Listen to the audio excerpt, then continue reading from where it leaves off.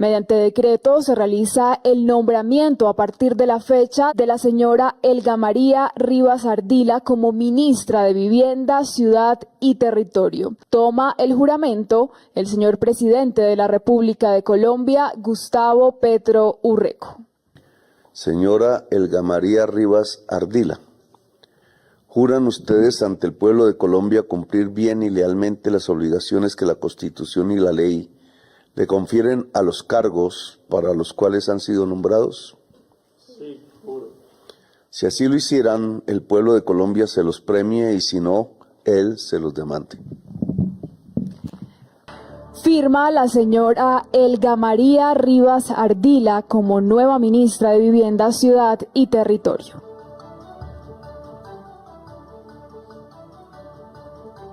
Firma el señor presidente de la República de Colombia, Gustavo Petro Urreco. Un fuerte aplauso para ella.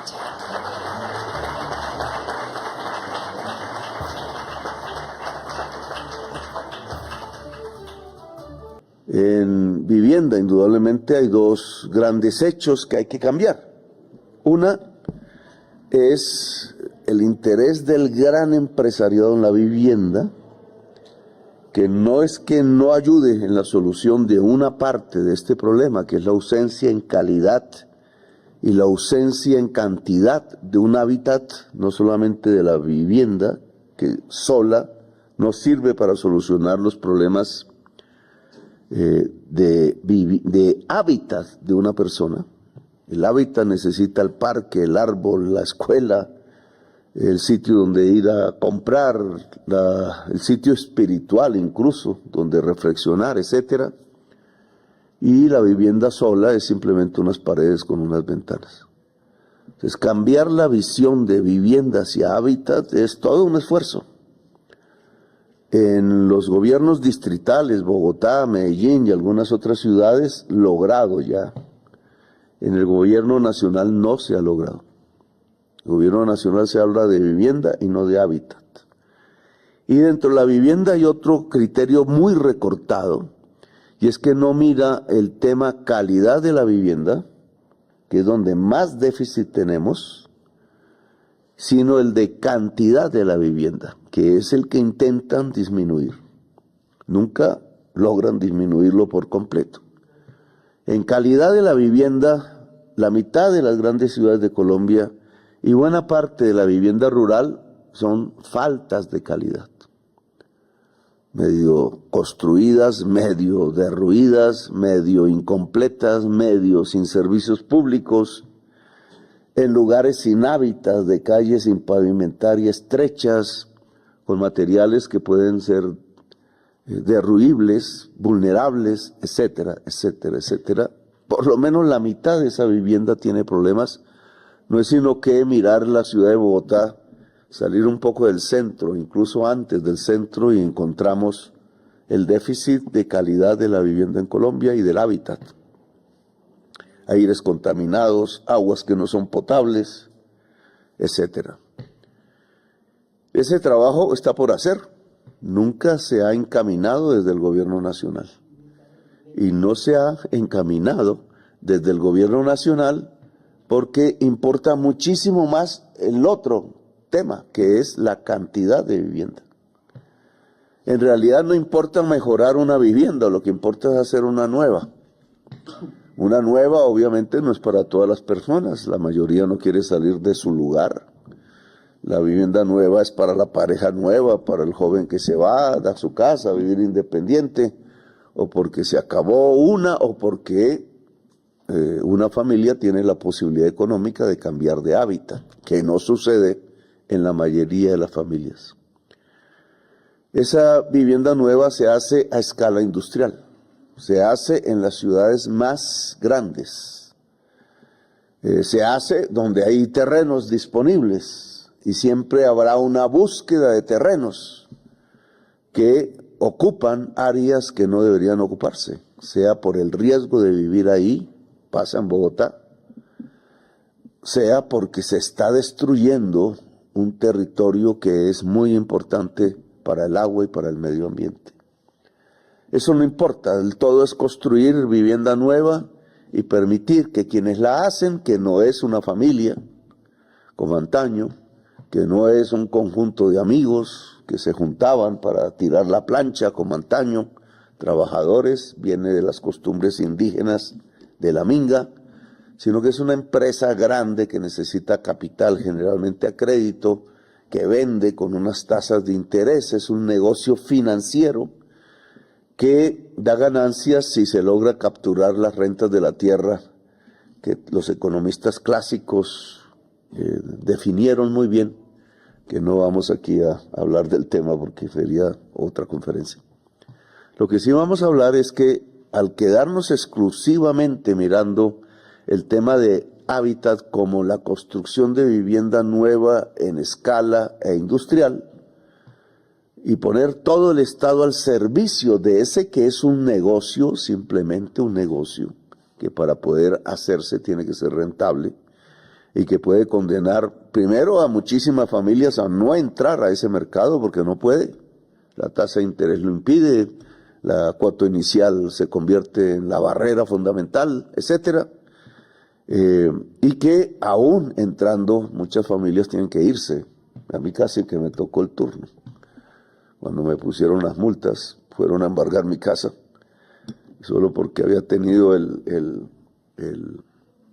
la prevención de volverla patrimonio familiar, no me la quitan, después de haber pagado un poco de plata en tasas de interés.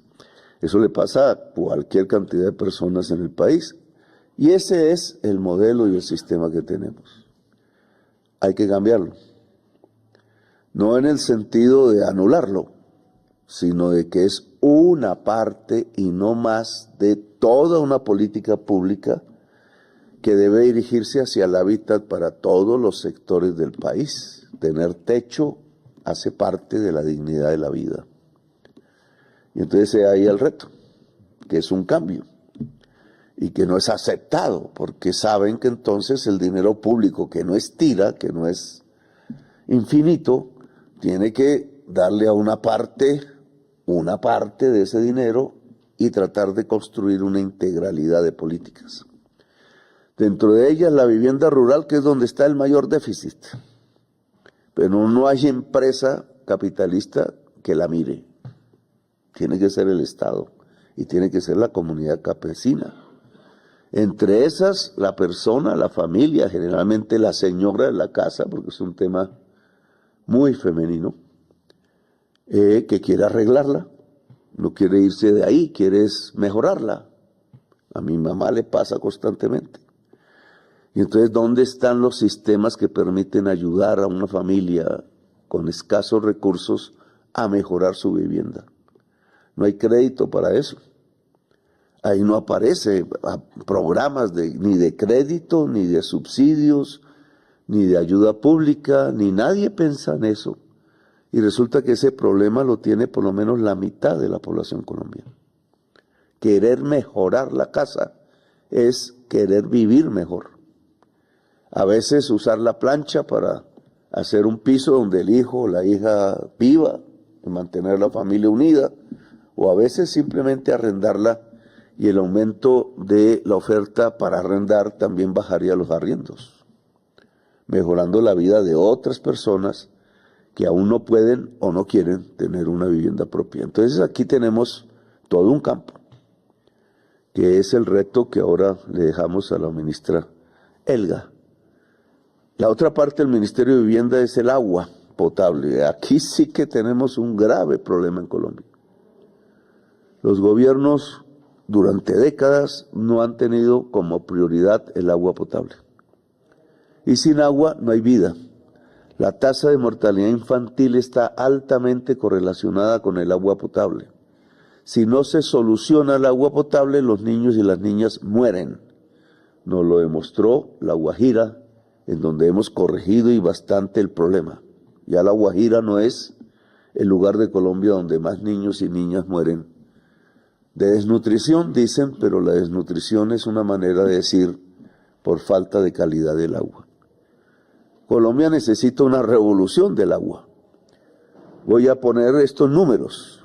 La ministra anterior hizo una evaluación a mano alzada, no es una cifra exacta, para saber cuánto deberíamos gastar si quisiéramos que el 100% de los colombianos y colombianas tuviéramos dos servicios básicos: el agua potable, de verdad potable, y el saneamiento ambiental, que es volver a entregar ese agua ya sucia por nosotros a la naturaleza en una forma relativamente limpia.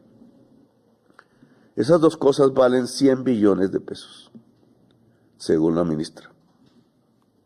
Si tuviéramos 100 billones en un año, se podrían entregar para entrar en un proceso de solución integral del agua en Colombia. No lo tenemos. Lo hemos tenido, no en un año, en varios sí, pero cuando uno mira el pasado de la inversión pública, en 10 años, en 15 años atrás, lo que encuentra es que efectivamente hemos invertido 100 billones de pesos de inversión pública, pero no en agua potable. No nos ha interesado a los que han gobernado aquí, sino en autopistas 4G con peajes y con negocio de concesión que le entrega a un particular muy rico el negocio. Ahí sí se ha ido la plata.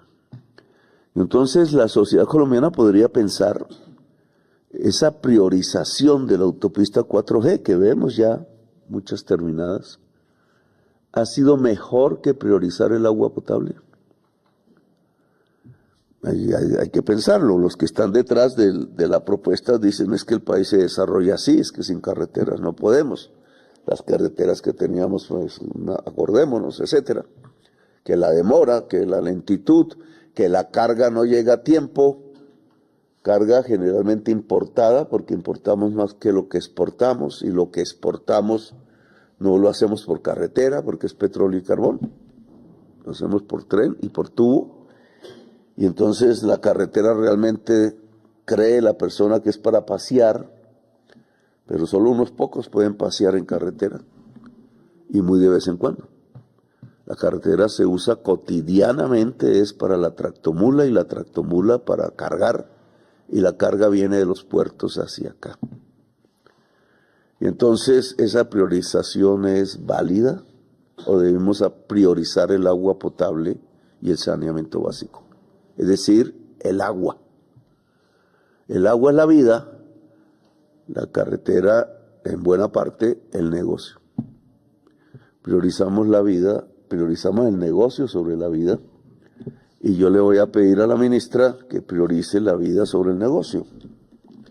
Es decir, que modificando las vigencias futuras, es decir, la inversión de aquí hacia adelante, en 10 años por lo menos, o 15, podamos decirle a Colombia que si esa norma se aplica y se respeta y se cuida, podamos solucionar completamente el problema de agua potable para la población y el saneamiento básico para devolverle a la naturaleza el agua de que tomamos de ella.